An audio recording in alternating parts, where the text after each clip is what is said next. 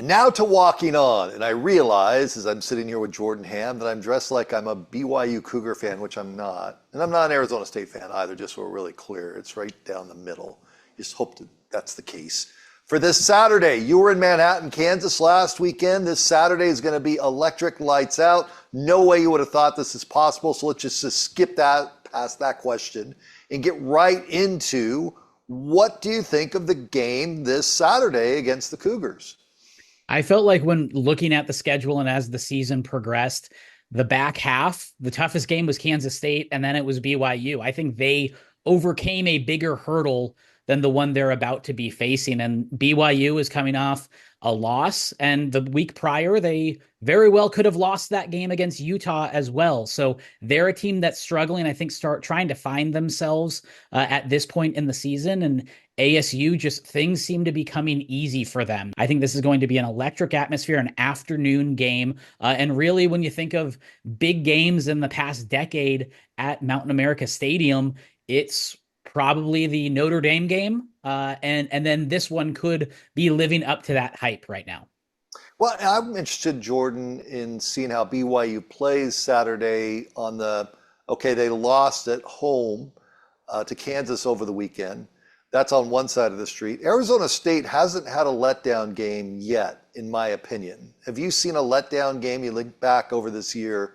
I haven't seen one where they just showed up and they were flat and nothing was going right. Yes, they've had 2 losses, but that letdown game, I don't believe that would be this week. I really don't. But big emotional win over the weekend at Kansas State.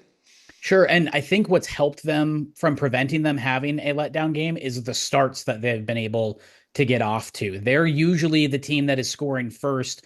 They're in control. They've been in all the games, even the 2 losses. When you look at Cincinnati, when you look at Texas Tech, with Texas Tech, that was the only exception really where Texas Tech was able to get off and rolling and kind of control it. Sam Levitt, that was really the only time I felt like he looked like a first-year starter. But I feel like he's grown a ton from that game as well. I think that they have played a very steady level of football. And I think both of these teams have been very, very consistent this year. And that's why it's so interesting of who's going to blink first, who's going to take advantage of the other's mistakes, and what's it really going to come down to, because it's really 2 teams with not a lot of holes right now. And when they are able to make mistakes, they're able to minimize their own mistakes.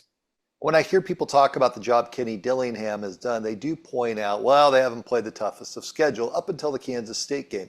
It's hard to dispute that on some levels. Wyoming, not good at all this season. On the other hand, Texas Tech has gotten better as the season's gone on. I'm curious, you're there, boots on the ground. What do you think about the whole schedule thing? Well, you can only control so much, right? And for a lot of these non-conference games, these are scheduled out. You know, the Texas State game was scheduled out when Todd Graham was a head coach.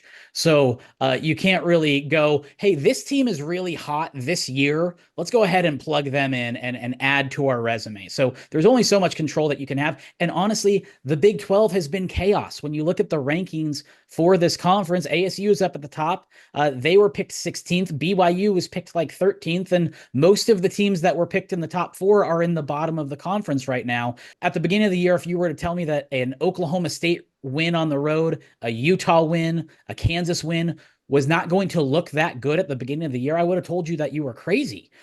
So it also comes down to the expectations at the beginning of the year, and as we navigate the season, what it looks like. You take care of business, you win the games that you can, and that's all you can really do. I do want to talk about Deion Sanders versus Kenny Dillingham if we're talking about Coach of the Year within the Big 12 conference. I believe it's down to those 2. What do you think?